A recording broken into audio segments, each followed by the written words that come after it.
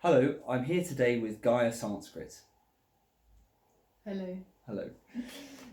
So, you and I went to school together. Then, after school, took very different routes. You went off to university and studied Sanskrit. So, what on earth made you take that step? How did that come to be? It's a great question, Jeff. Why did I study Sanskrit? Because I had another option and I was very drawn to classics, which is Greek and Latin, but Greek in particular, and also very drawn to music and drama. But I basically wasn't good enough at those things. And apart from that, I didn't really want to study anything. There was nothing else to study. It felt not worth it to me personally to go to university. So I wasn't going to go to university. But then something in me felt if I was to go, truly ask again, I asked myself the question, what would it be from school that I would most like to delve into deeper? And the thing that came to mind whilst I had the chance was Sanskrit. So I just wanted to understand more in more depth that language. So that's how it came about. Right.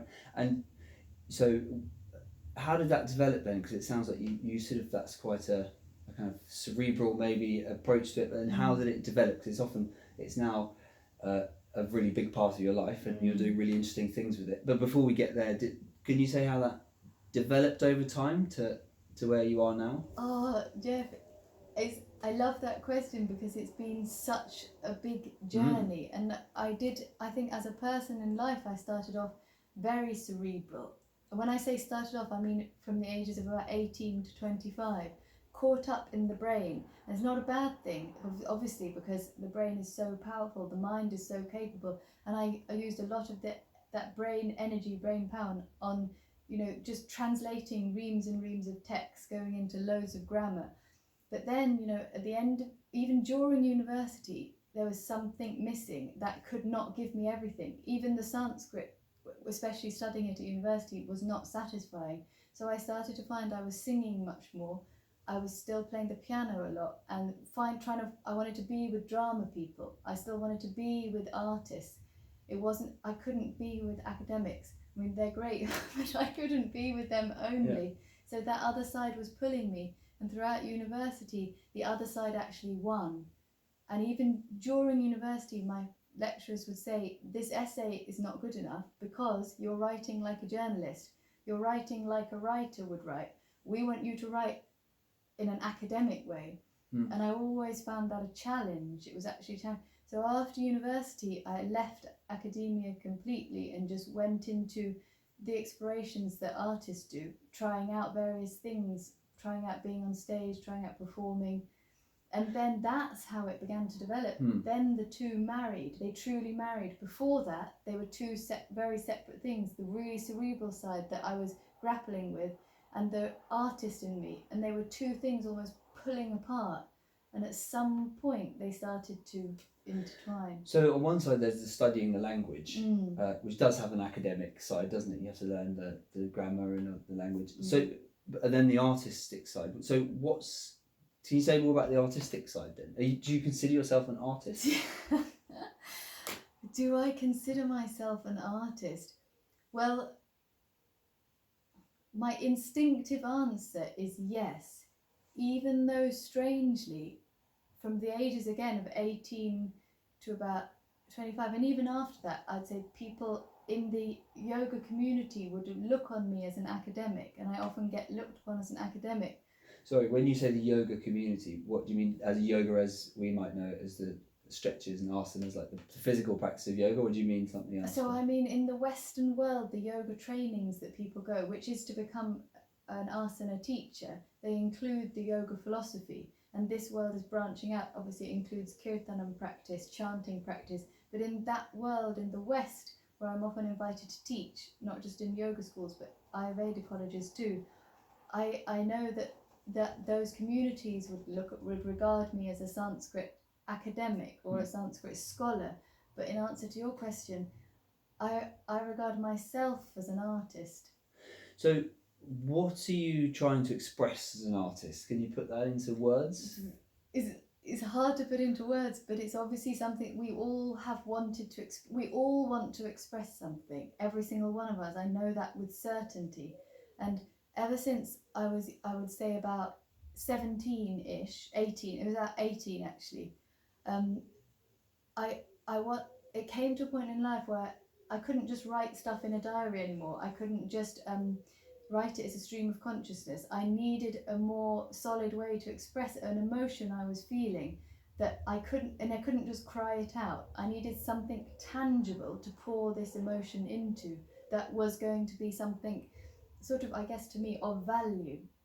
And that's when all the work with music began to culminate, and that's when I started writing songs. But this was not in Sanskrit, this was purely in English to express a feeling. And then so I'd say that's how that was the first sort of feeling of being an artist, in the sense of a singer-songwriter. So it sounds like the sort of Sanskrit is the kind of vessel, and you put yourself into it. It helps you express what you want to. You're saying, what am I trying to express? I'm trying to express my deep inner yearning as a human. Yearning is the easiest word for me to use, but it's a whole, obviously, array of feelings. And coming to the Sanskrit text, all the stuff I churned out from age 18, I'm going to say right up to 28-ish, that period of 10 years, it wasn't rubbish, but it was like all this stuff pouring forth, like any experience, writing it down. And when the Sanskrit became involved, I noticed that it had the power to say something in these texts that I look at so clearly and precisely. All the things I'm longing to say, they can be summed up in a few phrases of Sanskrit, and also the answers to what I'm longing to express. And it almost made some of the English writings I had done from me almost irrelevant is a harsh word to use, but immature somehow for me. And then combining the Sanskrit, or using only Sanskrit, I could step into a realm where the other things weren't necessary. So how do you choose the next chant that you're going to put to music, or how do you choose the next text that you're going to explore? Because it seems to be there's so much of it, isn't there, in the Vedic tradition, in the Sanskrit language tradition. Yeah, it's never ending, and I'd say that's one blessing for me. If the impetus carries on, if the flame is still alight, the flame of inspiration and creativity, that's one thing I know for sure. Could be singing Sanskrit till the day I drop dead, because there are so many songs to be recorded. And I remember one man, he was actually a mentor for a while, who worked in film. He sat in front of me and said, when you're inspired, that's a flame, that's like connected with a flame that's lit. Always nourish that flame, feed that fuel. And lucky with Sanskrit, there's enough fuel to fuel that flame forever. But how do I choose these chants? I would say it's like the cycles of the moon, like the cycles of the seasons. They have a different feeling in every season. And I would say, if I was to take a week as a season for me, or every week is completely different, I literally have jumped on some sort of wave, and I trust that whatever I'm feeling connected to or inspired by, like if it's a wish to say thank you for support I've had, or if it's a wish to say connect with a mother, a sense of motherhood, mother energy, or if it's a wish to pray, whatever the wish is, if I'm connected with this cycle of intuition in myself, I sometimes will seek out that chant, like if it's to mother, if it's to earth, whatever it is, or I sometimes just trust that chant will find me. I know that sounds weird, but it happens a lot. Someone will email me a chant, someone will, in a lesson that I'm either teaching or receiving, I'll just hear about this chant. Or sometimes someone's book will be open, or I'm in someone's house and I see the side of a book, could be a teacher's house, and I just feel so drawn to it, and then I go and explore that, and that's a chant. So it's a mixture of being completely organic and going with my own cycles and intuitions, and what I'm studying is the third point. So it's interesting that I get a sense then that that it's more your exploration of Sanskrit and the creativity, the process you go on, the artistic side of it. But there's also this that it's connected to a sort of personal spiritual practice as well. It's very much a kind of living, embodied thing you do, in your life. Can you say more about that? How does that? This is really interesting, because in asking that question, you just reminded me that sometimes on YouTube people will request chants. So there are occasions where it's not coming from me and it's not coming from the creativity, but I still count that as the flow. I count the fact that that request came up in the moment and therefore it's part of the flow. But with regard to like my spiritual practice or journey, would have to go into that into more detail, because Okay. it would have to be, in what way is it the spiritual practice or journey? What would you mean? Am I sharing?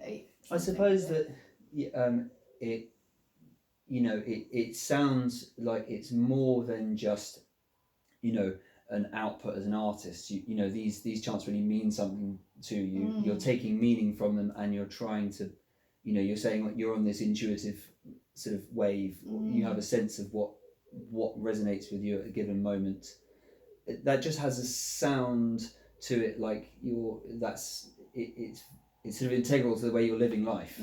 So it's not just, oh, this is an interesting chant, and I feel like this would be interesting to explore. It's more than that. You're kind of in it. Yes, but what you just said is what I feel every art is, even though another art form might not term it as spiritual, like say carpentry, but is to me that spiritual practice, like building the chair, and in the same way building and working on the chant, or singing that song or performing that chant. I know what you mean. It is, they do become, whilst I'm working on them, interwoven, and I connect with the meaning of them. But then it's more the essence that's left over from the vibrations of that chant stay with me somehow.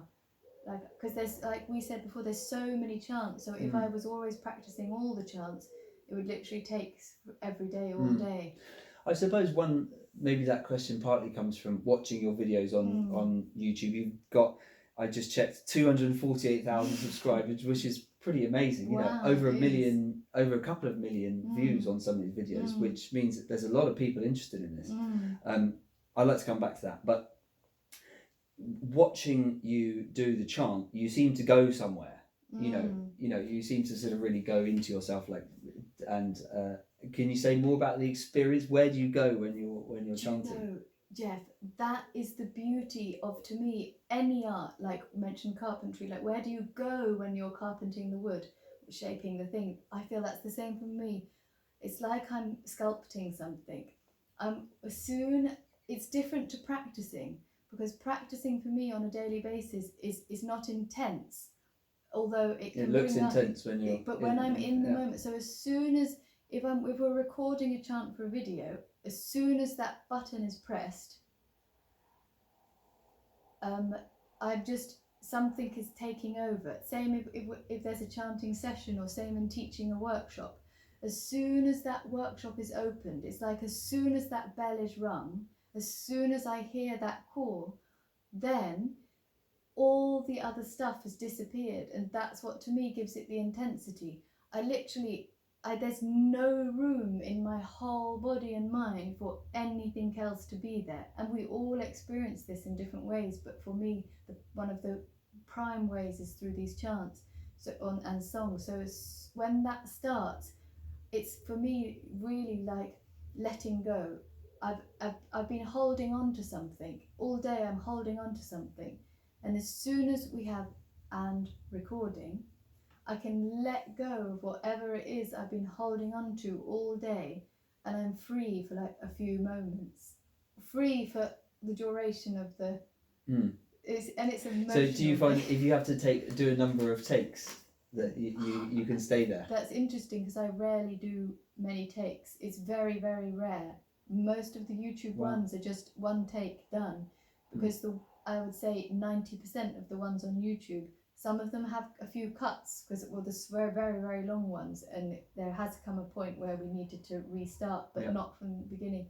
But when we do retake, because obviously sometimes you do, in the retakes of the recording, yeah, you're pretty much still there because it's never more than 3 retakes tops. Right. So the energy, the impetus that has carried on is not broken.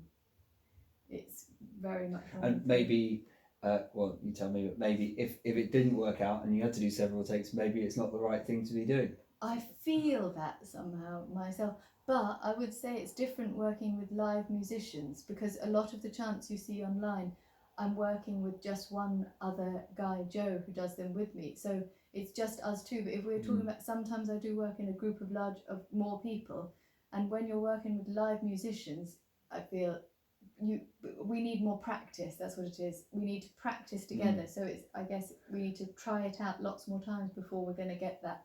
So it's interesting. There's the kind of inner purity of what you're, trying to stay true to that impulse and keep it fresh. But then there's also the practical business of getting a band rehearsed. Yes, yeah. And that's why it's very rare I have done these things with a full band or live musicians, because of that, and also obviously time and money that would go into that. So you think you're doing any live shows, any live performances in the future? There were definitely some planned before lockdown, and it is a great wish of mine to do a live show which incorporates some of the new songs from a latest album, last 2 albums actually, and also some of the favourites from YouTube, and to curate a couple of hours, sort of like a theatre experience, and via these chants that people could come and enjoy live. So that's hopefully, it won't be until London, 2020, but India. London first, because that's where I am, and then I'd love to bring it to India, USA. So that brings nicely back to the subscribers and all the hits on your video. I mean, I find it fascinating because we went to school together, and now suddenly you're on YouTube, and you've tapped into something that there's clearly a demand for. People are interested in. Do you have a sense of where, well, first of all, where your audience is around the world? Do you know that? From the feeling from YouTube, and I don't go into this too much, but from the gist, I have a feeling lots of the audience came from India and are from India, and that's where the original sort of core group of YouTube listeners come from. But now I notice the audience beginning to spread, or perhaps it has always been thus, people in America, across Europe, Russia, Spain, Germany, and now England more, and is there anywhere else? Australia and New Zealand, yeah. And what do you think it is that people are interested in? Why is it gaining popularity? Do you know, I honestly never planned it. It's like, I don't even remember how the YouTube thing, it's funny because the first YouTube, this channel that is on YouTube now, started off as my comedy channel. And I remember posting one video saying, why have I studied Sanskrit, and just popping it in amongst the comedy stuff, and that video took off. And I remember I was going to the recording studio and recording a Sanskrit song, and it was one of the ones you first heard. I remember you saying Anandamayi Chaitanyamayi Satyamayi. Oh yeah, and you'd overlaid it a number of times, yes. And it got more and more sort of airy. Yes, yeah. More. And that one was one of the first posts on YouTube. Yeah. And I wasn't planning anything. It was just, I loved that song. I loved that chant, and I loved looping it. Yeah. And that somehow caught on, but I have no idea how it caught on, how it grew, and how it is organic as well. And over a long period of time, it's like 7 years of just continuously sharing what is being worked on. And I think what people are attracted to on the YouTube, especially people I know from India who listen to the songs, the people from India tell me they're attracted to something in the songs calls them to home. And I mean, this is Indians around the world, people from India who are now American or wherever, Indians who have been away from their country for generations have a feeling of being called back to some home. But it is represented by the motherland, but I think that actually symbolises it's something else. They're feeling like that yearning that I feel the listener is called, and that's all nationalities, not just for all of us. It's tapping into something of that core.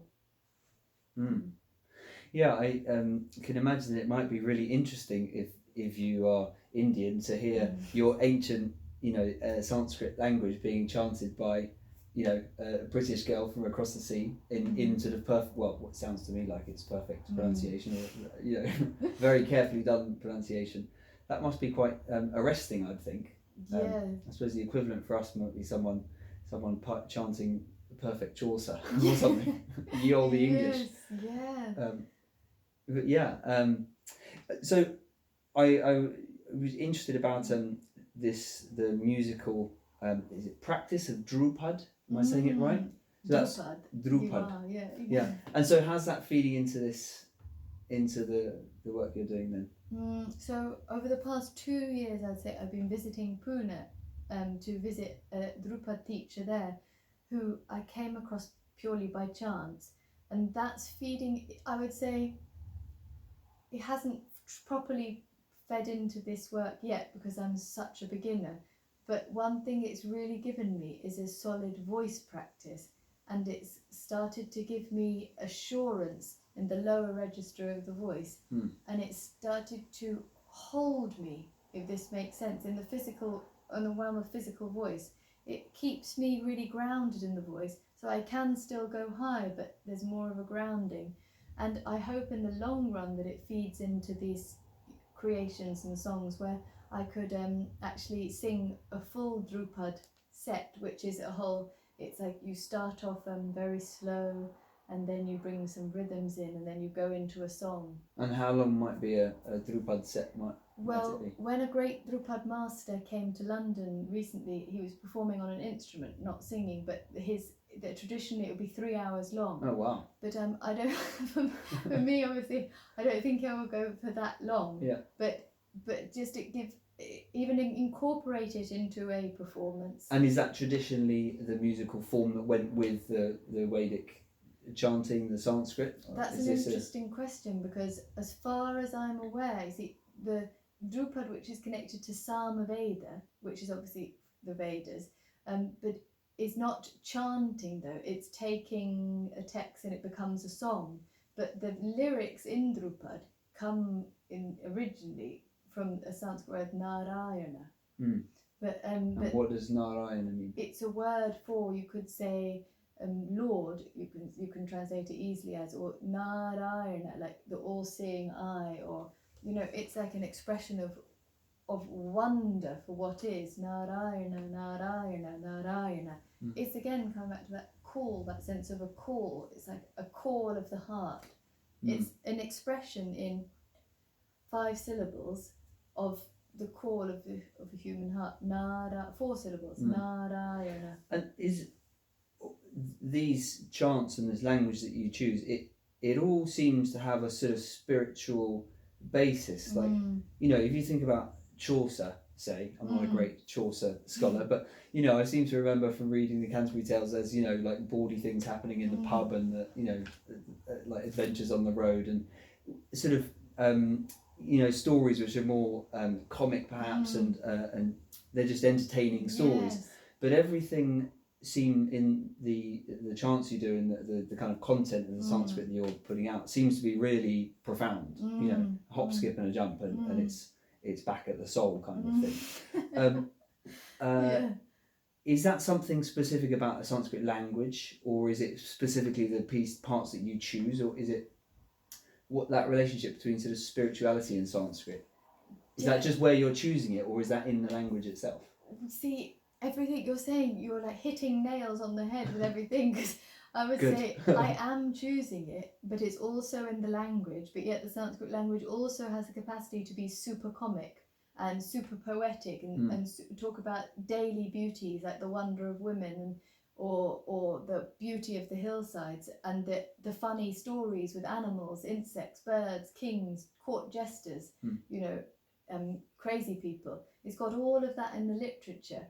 But I would address your question from 2 angles. Firstly, I feel in myself that the sounds of the Sanskrit language if sounded in a, you know, hopefully correctly, have the capacity to awaken you to your soul. And I could say that's even hearing a beautifully read Sanskrit play, which includes the comedy. But the very sounds, I'm talking about purely the sounds of the language. So that's one aspect. But the other aspect is, I feel, the YouTube creations or the songs that I release online and iTunes, etc., they are all sort of they're specifically, yes, spiritual songs and texts. I'm not choosing to, you know, I haven't yet chosen in the Sanskrit songs to sing, for instance, a story, you know, a Hitopadesha, even though those stories have great spiritual morals, but they include the fun and the adventures. I haven't yet chosen to do that, and that's because it's not been the call in me. The call You're is most interested in those yes, things that are more profound or whatever it is. So yeah, one other thing I was interested to ask about is this idea of a teacher. It seems that the idea of a teacher, from what little I know of the tradition, the teacher is sort of a presence in, you know, in the way that the Vedic tradition is passed on, and you've mentioned teacher a few times, and you also teach. But you consider yourself an artist on one level as well. Do you consider yourself to be a teacher? How does that fit into your relationship with Sanskrit, both in the sense of you having a teacher and you being a teacher? So the best way to address that is one of the Upanishads in Sanskrit, and I think it's the Taittiriya Upanishad, says, what you know, teach, proclaim, but, you know, teach. So what you learn, teach, give it, share it. So in that sense, obviously everyone's a teacher, but in that sense, I would say I am a teacher, because if I compare myself with others, which is always a dangerous thing to do anyway, but I always know I know nothing. Like there's great scholars, great Sanskrit masters, there's great musicians, there's great singers, and I'm just a child exploring in that sense. But so therefore, answering from that perspective, I never say I'm a teacher. But when I know that Upanishad says what you learn, teach, what you know, share, I know that in what little I really, really know and am sure of, I'm happy to share and give. In that sense, I know I am a teacher. And it's, but more and more, I'm enjoying with teaching, I'm enjoying the practice of teaching what I've truly understood. Teaching and I used to teach with a lot of notes. I remember teaching group classes and I'd have the folder of notes, and I've been really enjoying reaching some sort of point where I can trust not to bring anything with me to the class, just sit and share. And the same with one-to-one classes too. I mean, it's taking its time, but I can feel there's a change happening. And people are interested to learn? People are interested, surprisingly, because I always wonder but yes, interested to learn the language.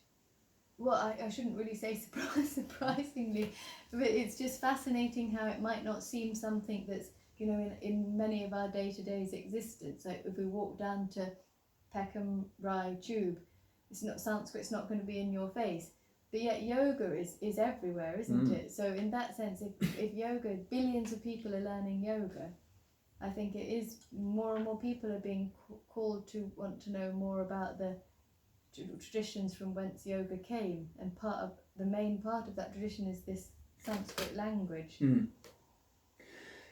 So you've chosen the name Gaiea as your name that you perform and that you produce these chants with. Tell me a little bit about the word Gaiea. Why that word? Why that name? Well, it started off when I was with my friend Peter. We were in a cafe, and I was saying to him, there was the first album that was, well, not the first, but one of the albums that was released last year, and I said I really I need a name, a new name, because Gabriella is not who I am when I go into when the button is pressed, play, record, and suddenly together, because Gaia came up for me as a name, but he said, hey look, your name is Gaia without the consonants. So, and that's why it's spelt like it is, G-A-I-E-A, Gaia. So that's one reason, and then it was perfect because the root Gai in Sanskrit is to sing and express through song, and Gaiea is to be sung, that which is to be sung. And for me, Sanskrit is to be sung. It is definitely to be spoken, but it's a language. This is the beauty, and this is why I say it's an artistry. The language of Sanskrit is music. To me, they're not different. If you tap into the rhythm and the beauty of that language, it's vibrations of music, and that's why I feel it has the power to go to your heart and soul, because it's not really words anymore. It's music, and so that's why I loved that name Gaia. And then it meant I could be just the one who sings. That's it. It's not the other person. So, tricky question perhaps. These days, there's the idea that if you're not of a culture, then you don't have a sort of right to be a mouthpiece for it or to sort of appropriate it in some way. As your kind of as your audience grows and your the sound that you're putting out into the world goes further and more people hear it, I wonder, do you have any sort of feedback of a response, a sort of judgment to what you're doing, and how do you approach that whole question? It's a great question. So I feel it's one I've grappled with myself, but all I know is that there's something in me that is so clear with there being a need for me to do this, that there are times when that question just doesn't come up for me. Like the clarity of direction is too, it's too clear for there to be doubt. But obviously I want to engage with the people who listen, especially people I know in India who listen, and I really wish to respect this ancient culture which India has been custodian of. So in that sense, that's where I feel like a child. I know it's my duty, if I am in any way a mouthpiece for a culture, but in that sense I feel nowhere near qualified to be such a person. But if I was to be, I feel it's my duty as far as I can to study and practice and learn to such a way that I can be a master, an expert. And that's a long journey, but it's my duty to be dedicated to it in that sense. And how I would respond to it being possibly a tricky thing to be like a mouthpiece for another culture that I'm not a part of, is I feel what the culture that is present in the Sanskrit language is so universal in it. And I know it might be easy to say that, and that's a whole other discussion about how is it universal, but I know it is universal, and therefore it's something that truly transcends boundaries. And I've experienced taking a yoga class, for instance, and I'll play the group of students a Sanskrit chant at the end of the yoga class when they're in Shavasana.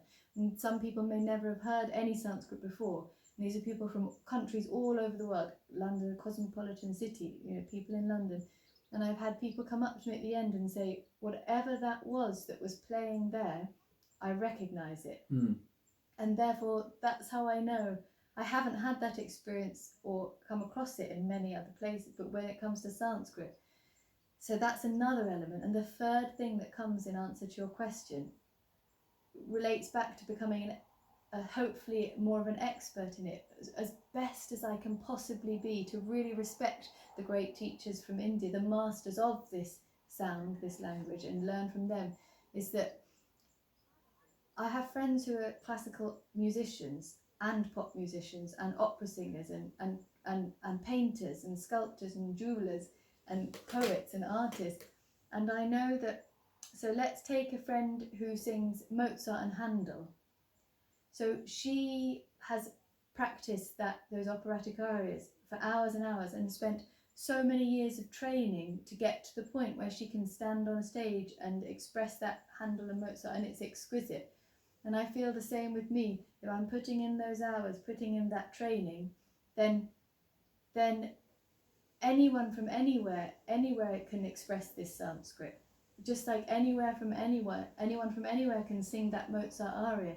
You don't have to be from the land where Mozart was born to be justified in singing that Mozart aria. You don't have to be from England to be justified in speaking the Shakespeare speeches. These great cultural masterpieces are available to us all, but for me to show respect to this cultural masterpiece, which in this conversation is Sanskrit, I need to put that dedication, like all artists, that's why I'd call it an art, of hours and hours and hours of time, energy and practice. And for me it goes beyond the hours, it becomes life itself. It's like you said at the beginning, there is then no separation, and that might seem an unhealthy thing, not for an artist, not to separate their life from their art, but I mean it has to be part of the fabric of my existence in some way for me to then be able to give it in a way I can feel valid in a way. I suppose, like you said, what you know, teach, but don't pass it on if you don't know it. Yes. So, yeah. Yeah. Cool, great. Thanks for your time. It's been so interesting to speak to you. I've been wanting to do this for a little while. Where can people find you online? So people can find these chants on youtube.com/Gaiea, Gaiea Sanskrit, Sanskrit, and also the same name you can find on Instagram, Facebook, and also a website on the same name. And gradually I'm sort of branching out into some more albums which will be just released under the name Spotify. Gaiea. Spotify. You're on as Spotify. well. Yes, Neither Spotify. Kinchit. That's my favourite. Check that out. We'll put the link in the caption accompanying this video as well. But Gaiea, thank you very much for your time. What a great conversation. Thank you so much, Jeff.